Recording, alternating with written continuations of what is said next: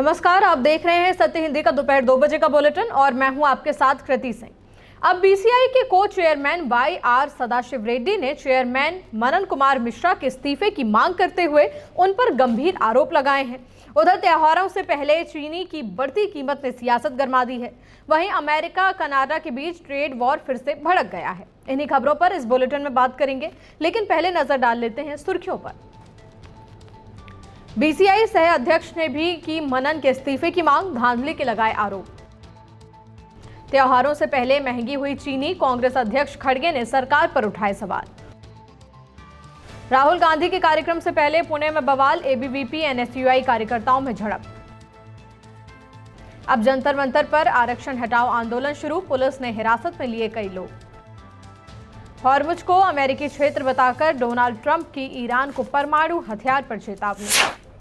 BCI chairman के इस्तीफे की मांग कर रहे छात्रों के प्रदर्शन के बीच अब बार काउंसिल ऑफ इंडिया यानी बीसीआई में अंदरूनी विवाद भी सामने आ गया है। बीसीआई के को चेयरमैन और वरिष्ठ वकील वाई.आर. सदाशिव रेड्डी ने चेयरमैन मनन कुमार मिश्रा के इस्तीफे की मांग की है। उन्होंने 22 अगस्त को यानी कि आज 6 पन्नों का पत्र भेजकर 15 दिनों में इस्तीफा देने के लिए कहा। रेड्डी ने बीसीआई के करीब 150 करोड़ रुपए के फंड को एक निजी ट्रस्ट में भेजने की कोशिश करने का आरोप लगाया। पत्र में आगे आरोप लगाया गया है कि जो लॉ कॉलेज मंजूरी या फिर नवीनीकरण रिन्यूअल के लिए बीसीआई के पास जा रहे हैं, उन पर उक्त ट्रस्ट को अंशदान यानी कि चंदा देने का दबाव बनाया जा रहा है और ये मांग 25 लाख रुपए से 1 करोड़ रुपए तक की है। उन्होंने नलसार के छात्रों के नामांकन पर रोक लगाने वाले आदेश पर भी सवाल उठाए, जिसे बाद में वापस ले लिया गया था। रेड्डी ने बीसीआई और संबंधित ट्रस्ट के खातों की स्वतंत्र जांच की मांग की। बीसीआई चेयरमैन के इस्तीफे की मांग कर रहे प्रदर्शनकारी युवा वकीलों पर मनन कुमार मिश्रा भड़क उठे और कह रहे हैं कि ये सब कुछ ज्यादा दिन नहीं चलेगा। तथाकथित सीजेपी के लोग, इन लोगों ने शुरू किया कि मनन मिश्रा को रिजाइन करना चाहिए। अरे मनन मिश्रा कोई बैठाए हुए किसी के जो है सो सिलेक्टेड यहाँ पे नहीं बैठे हैं। मनन मिश्रा अगर 12-14 साल से बार काउंसिल ऑफ इंडिया के अध्यक्ष हैं तो चुने जाते हैं, 7वीं बार चुने गए हैं और ये चुना हुआ पद है। इसमें भी देश के 25-26 लाख वकील इस चुनाव में डायरेक्टली और इनडायरेक्टली भाग लेते हैं। वो चुनते हैं अपना प्रतिनिधि पहले स्टेट में और स्टेट के प्रतिनिधि वो चुनते हैं अपने बार काउंसिल ऑफ इंडिया के मेंबर को। सारे बार काउंसिल ऑफ इंडिया के सदस्य अपना अध्यक्ष और उपाध्यक्ष चुनते हैं। तो मनन मिश्रा, ये 10-5 सीजेपी के लोग 10-5 सोशल मीडिया पे ये आलतू फालतू अनाप शनाप बोल देने से मनन मिश्रा जो 25 लाख वकीलों के प्रतिनिधि हैं, आपके सामने हैं और भी सामने आएगा, पूरे देश से आवाज आएगी। अब इस सोशल मीडिया के प्रेशर में और ये सब अनाप शनाप, कल 15 लड़के यहाँ आके बैठ गए रात में कि रिजाइन करो। मजाक है साहब। बार काउंसिल ऑफ इंडिया का ताला तोड़ दिया, अंदर घुस गए और क्या तो मनन मिश्रा रिजाइन करो। फिर जो भी हुआ, कुछ और वकील आए और उनको मारपीट के भगा दिया यहाँ से। ये सीजेपी के लोग थे, उनको मारपीट के भगा दिया। ये सीजेपी वालों पर ये जूते लात अब चल रहे हैं, आज भी आपने सुना होगा। तो ये वकीलों में न पड़े। वकील काकरोच नहीं हो सकता है। ये जो लीगल काकरोच का नाम दे रहा है सीजेपी, ये बहुत शर्म की बात है। ये वकील बर्दाश्त नहीं करेगा। जुआ अधिवक्ता हमारे देश का बर्दाश्त नहीं करेगा।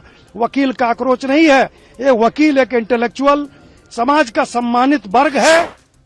त्योहारों से पहले चीनी की बढ़ती कीमतों को लेकर कांग्रेस और केंद्र सरकार आमने सामने है। कांग्रेस अध्यक्ष मल्लिकार्जुन खड़गे ने सरकार पर हमला करते हुए कहा कि चीनी का स्टॉक 9 साल के सबसे निचले स्तर पर पहुंच गया है और पिछले 3 महीनों में कीमतें करीब 40% बढ़ गई हैं। उन्होंने सरकार से चीनी आयात और इथेनॉल नीति को लेकर सवाल पूछे। खड़गे ने पूछा कि जब देश में चीनी की कमी है तो करीब 10 लाख टन चीनी ड्यूटी फ्री आयात करने की जरूरत क्यों पड़ी। उन्होंने इथेनॉल के लिए गन्ने और अनाज के इस्तेमाल की नीति की समीक्षा की मांग की। सीजेपी के स्कूल ठीक करो अभियान के तहत लगातार सरकारी स्कूलों की व्यवस्था में गड़बड़ियां सामने आ रही हैं। वहीं बिहार के एक सरकारी स्कूल का वीडियो भी खूब वायरल है। दरअसल बिहार के अरवल जिले में बच्चों को दिए जाने वाले मिड डे मील में खाने के कीड़े मिले। सब्जी, चावल, हर चीज में कीड़े देखकर बच्चों ने तुरंत खाना फेंक दिया और अपने शिक्षक से जाकर शिकायत की। विवाद बढ़ा तो मामला अरवल के जिला अधिकारी असगर हुसैन तक पहुंचा। प्रशासन ने मामले की जांच का आश्वासन दिया है, लेकिन लगातार सामने आ रही लापरवाहियां स्कूल और गड़बड़ियों की व्यवस्था के आरोपों पर मुहर लगा रही हैं। पुणे के COEP टेक्नोलॉजिकल यूनिवर्सिटी के हॉस्टल में राहुल गांधी के छात्रों की गूंज कार्यक्रम से पहले शुक्रवार को ABVP और NSUI कार्यकर्ताओं के बीच विवाद हो गया। दोनों पक्षों ने एक दूसरे पर छात्रों पर दबाव बनाने और धमकाने के आरोप लगाए। कांग्रेस का आरोप है कि ABVP ने कार्यक्रम का समर्थन करने वाली 2 छात्राओं को हॉस्टल में रोककर धमकाया। वहीं ABVP ने कहा कि NSUI कार्यकर्ता हॉस्टल में घुसकर छात्राओं पर कार्यक्रम के लिए रजिस्ट्रेशन कराने का दबाव बना रहे थे। हंगामे की सूचना पर पुलिस मौके पर पहुंची और कुछ लोगों को हिरासत में लिया। पुलिस ने ABVP सदस्य की शिकायत पर 50-60 युवा कांग्रेस कार्यकर्ताओं के खिलाफ केस दर्ज किया है। FIR में चोट पहुंचाने, गैरकानूनी सभा के धाराएं लगाई गई हैं। पुणे में छात्रों के बीच क्लैश पर कांग्रेस सांसद पवन खेड़ा ने क्या कहा, सुनिए। क्लैश तो बराबरी के लोगों का होता है। गुंडे घुसाए मेरे घर में तो मेरी तो बराबरी गुंडों से हो नहीं सकती साहब। बताइए, अब गुंडों से बचने के लिए कोई मदद की गुहार लगाए और हमारे 5-7 वॉलंटियर्स चले गए तो क्लैश थोड़ी होता है। पिट कर आए, उनको पिटाई हुई, गुंडों ने पीटा। और गुंडे कौन थे? ABVP के थे। किसका संरक्षण था? देवेंद्र फडणवीस का। किसका संरक्षण? अमित शाह का। करते रहे ना, उससे क्या हो गया? असलियत सबको मालूम है। जितनी FIR करोगे हमें उतना। बुलेटिन में अभी आगे और भी खबरें हैं। अब जंतर मंतर पर आरक्षण हटाओ आंदोलन जारी। RSS पर अमेरिकी संस्था की मांग, भारत ने दिया जवाब। अमेरिका ने कनाडा के सामान पर 50% टैरिफ लगाया। हॉर्मुज को अमेरिकी क्षेत्र बताकर ट्रंप ने ईरान को चेताया। अब दिल्ली के जंतर मंतर पर आरक्षण हटाओ के नारे लग रहे हैं। शुक्रवार देर रात आरक्षण के खिलाफ प्रदर्शन को लेकर हंगामा हुआ। रिजर्वेशन हटाओ आंदोलन नाम के सोशल मीडिया अभियान से जुड़े बड़ी संख्या में लोग वहां पर पहुंचे। प्रदर्शनकारियों ने जाति आधारित आरक्षण का विरोध करते हुए आर्थिक स्थिति को सरकारी सहायता का आधार बनाने की मांग की। उनका कहना था कि आर्थिक रूप से कमजोर लोगों को जाति देखे बिना शिक्षा, कोचिंग और अन्य सरकारी सुविधाएं मिलनी चाहिए। दिल्ली पुलिस ने जंतर मंतर पर प्रदर्शन की अनुमति नहीं दी थी। पुलिस के प्रदर्शनकारियों को रोकने के लिए बैरिकेडिंग की और कई लोगों को हिरासत में लिया।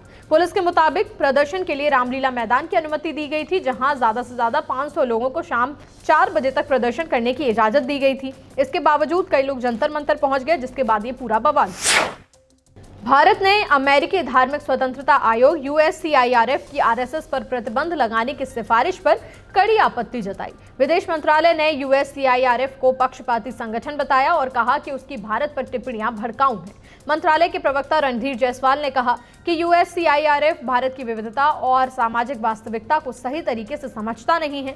दरअसल USCIRF ने RSS प्रमुख मोहन भागवत की 29 अगस्त को होने वाली न्यूयॉर्क यात्रा को लेकर अमेरिकी सरकार से RSS पर प्रतिबंध लगाने और उसके नेताओं को राजनयिक सुविधाएं नहीं देने की मांग की थी। आयोग ने RSS से जुड़े कुछ संगठनों पर धार्मिक अल्पसंख्यकों के खिलाफ हमलों के आरोपों का हवाला दिया। USCIRF पहले भी भारत में धार्मिक स्वतंत्रता को लेकर सवाल उठा चुका है। अमेरिका और कनाडा के बीच ट्रेड वॉर फिर से तेज हो चुका है। दोनों देशों के बीच आखिरी समय तक बातचीत हुई, लेकिन ट्रेड डील पर सहमति नहीं बन पाई। इसके बाद अमेरिका करीब $20 अरब के कनाडाई सामान पर 50% टैरिफ लगाने जा रहा है।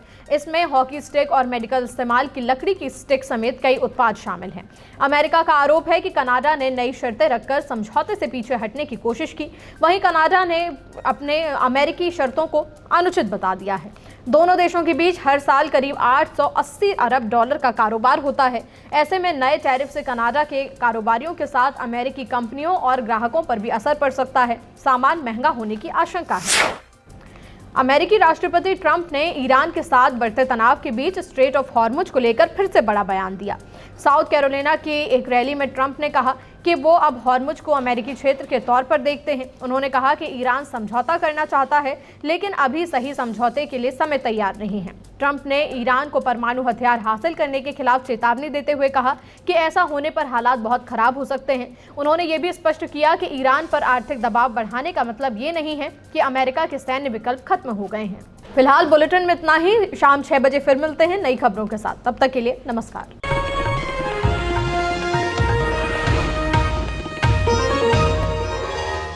Copyright disclaimer under Section 107 of the Copyright Act 1976. Allowance is made for fair use for purposes such as criticism, comment, news reporting, scholarship, and research. Fair use is a use permitted by copyright statute that might otherwise be infringing.